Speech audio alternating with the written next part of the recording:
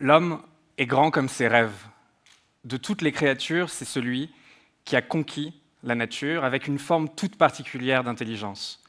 Par son imagination, il a pu, sur la réalité, superposer une autre réalité, une possibilité qu'il allait vouloir empêcher ou réaliser grâce à la technique. La plus belle incarnation de cette forme d'intelligence, c'est certainement Léonard de Vinci, peut-être le dernier homme prométhéen, celui qui a tout su et a été capable d'innover vraiment à l'intersection de l'art et des sciences.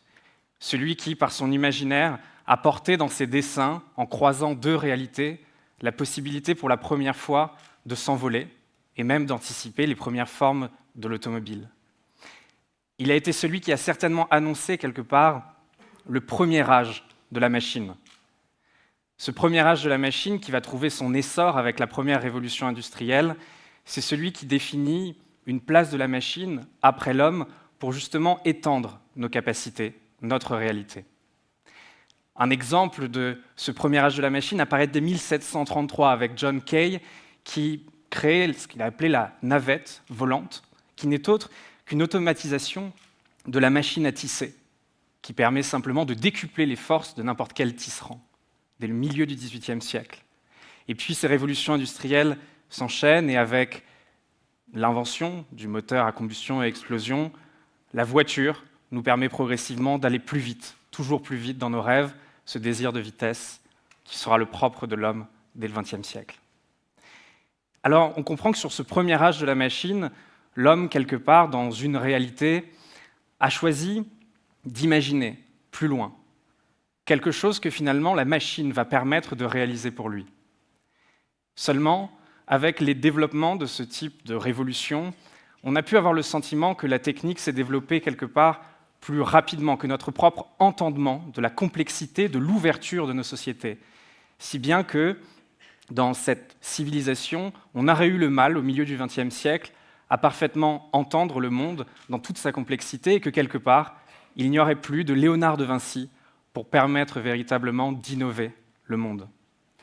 C'est peut-être qu'on pouvait attendre un deuxième âge des machines,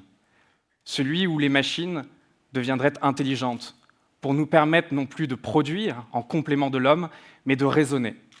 d'être capables, avec les premières théories de l'information et Turing, de comprendre comment l'intelligence artificielle pourrait nous permettre d'assister notre propre intelligence en transformant le chaos des informations en connaissances actionnables. Aujourd'hui, une définition de l'intelligence artificielle qui est donnée par Demis Hassabis, le cofondateur de DeepMind, est bien d'expliquer qu'il y a là une complémentarité fondamentale de l'homme à la machine, que dans un monde devenu trop complexe pour nous tous ici présents, individuellement et collectivement, la machine allait nous permettre tout simplement d'asseoir de nouveaux modes de connaissance, de réaliser des choses que nous n'étions jusque-là pas capables de réaliser. Alors on a souvent associé ce deuxième âge des machines à la question de la substitution, se demander finalement si la machine allait pouvoir nous dépasser, et à beaucoup d'égards, je n'y crois pas. Je pense que l'on rentre dans un monde qui, à l'image du vaisseau Enterprise de Star Trek, associe à tout moment le Captain Kirk, cet humain, trop humain, sans doute nous, quelque part, avec toute sa part d'intuition, de morale parfois, à Spock, cet être venu d'ailleurs, qui est en fait sans doute la meilleure incarnation de l'intelligence artificielle, capable de réaliser en temps réel des calculs probabilistiques impossibles, et de dire à son commandant, l'homme Kirk, que s'il passe dans cette crevasse, il n'a qu'1% de chance de passer. Et pourtant, Kirk le fait, dans toutes des raisons qui caractérisent certainement notre humanité, et évidemment survit, parce que Star Trek est une image merveilleuse des explorations possibles et positives de notre futur. Et concrètement, aujourd'hui, si l'on veut chercher des exemples de cette complémentarité, près de chez nous, dans l'intelligence artificielle, il y a des exemples formidables dans le domaine de la médecine, comme avec notamment l'entreprise Cardiologs, qui permet d'automatiser une partie du diagnostic cardiaque et, loin de remplacer le cardiologue, lui propose simplement de déplacer son expertise dans le champ, finalement, de l'analyse des résultats, du rapport au patient, dans l'empathie. On a des exemples qui permettent aussi de considérer que l'intelligence artificielle serait possiblement aujourd'hui pour l'homme, pour son cerveau, ce que la voiture a été à ses jambes. Lui permettre d'accélérer, d'aller toujours plus vite, de mieux entendre les choses, voire de réparer l'humain, l'exemple extraordinaire, je trouve, de cette start-up israélienne, Orcam, qui a vocation à rendre la sensation de la vue aux malvoyants et aux aveugles, grâce à un système de caméras en vision embarquée sur les lunettes qui lisent en temps réel ce que le malvoyant indique en haut de son index avec un système audio embarqué. On voit donc des possibilités presque magiques de l'intelligence artificielle que l'on voit aujourd'hui très loin, des fantasmes presque Terminator, de se retrouver toujours rattrapé par une intelligence qu'on ne serait pas capable de maîtriser. Il y a même la possibilité, je crois, de considérer que cette intelligence peut nous permettre de réaliser tout simplement d'autres choses, d'adresser des problèmes que nous n'osions pas imaginer, penser, des problèmes méta-humains, presque. C'est le propos de la commission AI for Good, qui a démarré aux Nations Unies il y a 2 semaines, et qui a vocation sur les 17 grands objectifs des Nations Unies, qui vont de l'accès à l'eau, au transport, en passant par l'éducation, de voir comment, pour chacun des grands défis qui finalement sont nos défis du XXIe siècle, l'intelligence artificielle peut à chaque fois permettre, avec l'apport de notre intelligence collective, d'adresser ces sujets. Un exemple qui m'a totalement fasciné il y a 2 semaines, c'était la capacité sur un programme de prédiction de guerre et de conflits armés, l'analyse en temps réel de données sur Twitter, qui permettait de déployer les forces armées pacifiques aux bons endroits, au bon moment, pour essayer presque, à la manière, vous savez, de cellules Precog de Minority Report, d'anticiper des moments de danger. Et on comprend que dans ces systèmes, on a potentiellement l'occasion, l'opportunité, peut-être la responsabilité d'aborder ces grands défis, avec une nouveauté dans notre rapport à la machine, qui est que finalement, nous entrons en commande avec elle dès notre réalité, pour permettre ensemble de produire le surplus de cette réalité. Et seulement, pour vous dire la vérité, moi je reste très souvent extrêmement déçu de ce que l'on peut observer aujourd'hui dans les exemples que l'on a souvent de l'intelligence artificielle, qui à 90% sont quand même utilisés pour du marketing et de la finance, et qui ont du coup réveillé chez X-Prize la vocation de se demander comment on allait pouvoir définir ce que pouvait être une intelligence artificielle positive, qui allait adresser des grands défis, qui, au lieu de créer des chatbots qui vont vous trouver la bière la moins chère du quartier, vont essayer de combattre le changement climatique. Et on s'est confronté à une idée toute simple à un moment donné, qui était de se demander si finalement la dernière frontière, le premier âge, le prochain âge de l'intelligence, des machines, ne devait pas être celui de l'imagination, comme si quelque part, entouré de cette espèce d'environnement de technologie prétendue exponentielle, notre imagination terriblement linéaire aurait du mal à adapter ses capacités à de nouveaux grands enjeux, à imaginer, à projeter, à dessiner les nouveaux possibles. C'est, je crois, la plus belle promesse du monde dans lequel nous entrons aujourd'hui, de considérer ce que pourrait être l'imagination artificielle. Le moment, ce 3e âge, où concrètement la machine pourrait nous aider à rêver, à imaginer. On se rappelle peut-être des textes de Philippe Cadic qui expliquait il y a déjà 50 ans qu'il imaginait lui-même les machines rêver de moutons électroniques. Et puis vous avez il y a 2 ans ces images que vous voyez derrière moi de Deep Dream, ce logiciel, vous savez, de Google, qui a raconté finalement a priori de quoi rêvaient les machines, qui a créé cette espèce d'effervescence sur Internet où on se rendait compte que bizarrement en fait ces machines ne rêvaient que de chats et de chiens. Ce qui était peut-être un peu triste, mais qui rejoignait au moins le fantasme de Philippe Cadic. Et puis, plus émouvant encore, je trouvais, c'était cette image de translation d'une machine qui, peut-être en s'endormant, avait confondu un cheval avec un zèbre. Évidemment, il y avait là une portée très simple, techniquement à comprendre.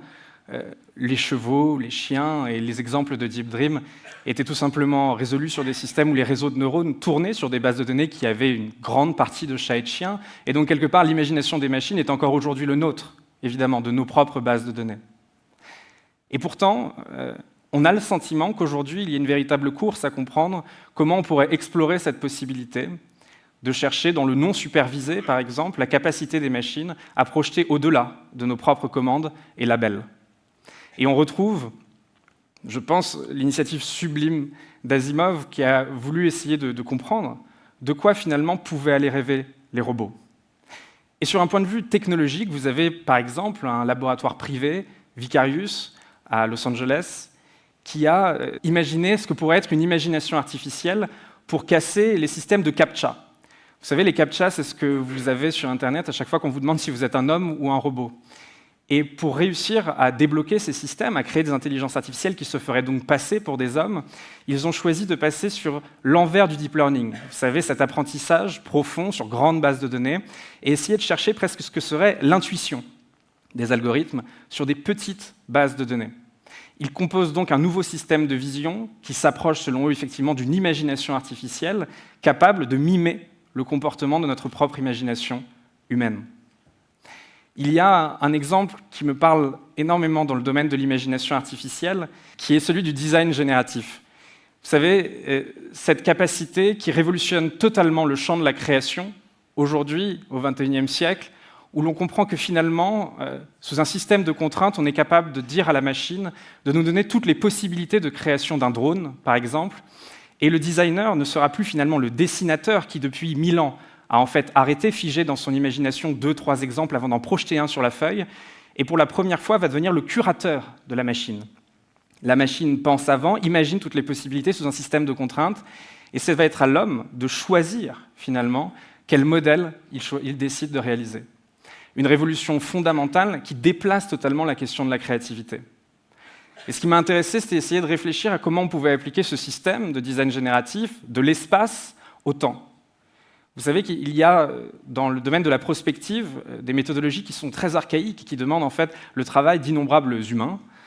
à essayer de se projeter dans le futur, à comprendre d'abord quel est le futur probable, comme si on allait essayer de tirer des lignes Excel, de voir de quoi demain sera fait. Et puis, avec l'analyse des signaux faibles, d'essayer de comprendre comment, au-delà du probable, il y a des scénarios qui sont aussi plausibles, voire tout simplement possibles, et d'élargir les possibilités qui demandent forcément un travail colossal de différents êtres humains avec des spécialités différentes. Et puis, il y a peut-être la possibilité aujourd'hui, et c'est ce que l'on travaille avec Anima, de réfléchir à automatiser ce qu'on appelle l'horizon scanning, cette analyse des signaux faibles, pour permettre sur chaque verticale précise à la machine de développer un scénario. On a vu avec AlphaGo comme la machine pouvait aller plus loin dans l'anticipation que le raisonnement humain. Il y a certainement une promesse ici pour la machine de commencer à travailler des raisonnements spéculatifs et de proposer à l'homme, en bout de course, de définir le futur préférable qu'il aimerait justement pouvoir réaliser. C'est là une révolution gigantesque dans l'approche que l'on peut avoir justement de notre réalité, de la construction de notre nouvelle réalité, puisque l'on place pour la première fois la machine avant nous. Ce qui n'est pourtant pas une promesse de remplacement, simplement peut-être la promesse d'aller plus loin, de conquérir de nouvelles choses, là où l'homme se situe justement en bout de course pour choisir le futur qu'il veut réaliser. Alors, souvent, quand je parle d'IA, j'aime bien parler d'intelligence alien. Dire qu'en fait, ce que l'on est en train de construire, c'est tout simplement une autre forme d'intelligence, qui ne doit pas seulement mimer les comportements humains, comme si, quelque part, il n'y avait qu'une intelligence humaine, comme si l'on ne considérait pas que la nature, la faune, la flore avaient une forme d'intelligence, comme si la machine elle-même n'avait pas sa propre forme d'intelligence à aller chercher. Pour compléter l'intelligence humaine et collective, nous permettre simplement de découvrir d'autres choses, de réparer ce monde et potentiellement d'en construire de nouveaux. Aujourd'hui, l'homme rend finalement sa machine de plus en plus intelligente et l'on a conscience que c'est souvent absolument angoissant, exactement comme John Kay en 1736 qui a eu ses premières révoltes des tisserands qui sont devenus inquiets de la machine. Et pourtant, on se rend compte aujourd'hui qu'il y a une forme d'acceptation de la possibilité que la machine, pour certaines tâches spécifiques qui ont attrait à la mémoire, à la répétition, à la précision, commence à remplacer certaines de nos tâches. Mais qu'en est-il du moment où la machine pourrait remplacer ce qui est a priori propre à l'homme? Et si les machines devenaient créatives? Et si on les laissait devenir imaginantes? Je pense que ce serait formidable. Je pense que ce serait formidable parce qu'on serait rentré dans un monde où l'on chercherait à chaque instant la complémentarité de tout et permettre à l'homme d'aller toujours finalement plus loin, de déplacer, sinon de remplacer son intelligence. Il y a un exemple que je trouve très parlant qui est celui de Manuela Belloso, qui, à l'université de Carnegie Mellon, a développé un programme de recherche qui s'appelle le Cobot.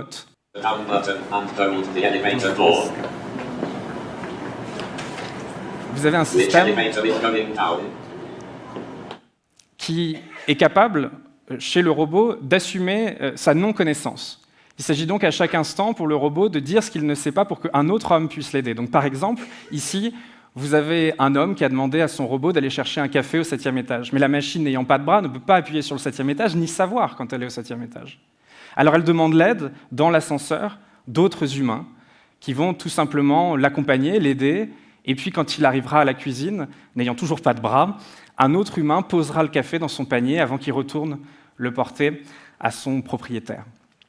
Ce sont des exemples qui, je crois, permettent de définir des systèmes de collaboration simples, mais tellement vertueux, qui remplacent totalement l'idée justement d'une sorte de confrontation, de concurrence entre l'homme et la machine. Aujourd'hui, je crois que collaborer avec la machine est certainement la promesse la plus extraordinaire pour, au-delà de finalement nous ôter les tâches un petit peu répétitives de nos vies quotidiennes, nous permettre de délaisser quelque part, de lâcher une forme de créativité illimitée. Parce que quand on regarde les machines, beaucoup d'entre nous sont souvent jaloux. On se rend compte qu'elles n'ont pas besoin de dormir pour se recharger. Et pourtant, aujourd'hui, on sait, si l'on reprend les mots de Laurence d'Arabie, qu'il y a parmi nous, tous humains, deux types de rêveurs. Tous nous rêvons la nuit, mais quelques-uns, ici, rêvent le jour, ceux qu'il appelle les rêveurs dangereux, parce qu'ils peuvent appuyer, marquer, transformer leur réalité. Je crois que travailler aujourd'hui directement avec la machine nous permettra tous de devenir des rêveurs de jour et de conquérir les mondes infinis qui peuplent nos imaginaires.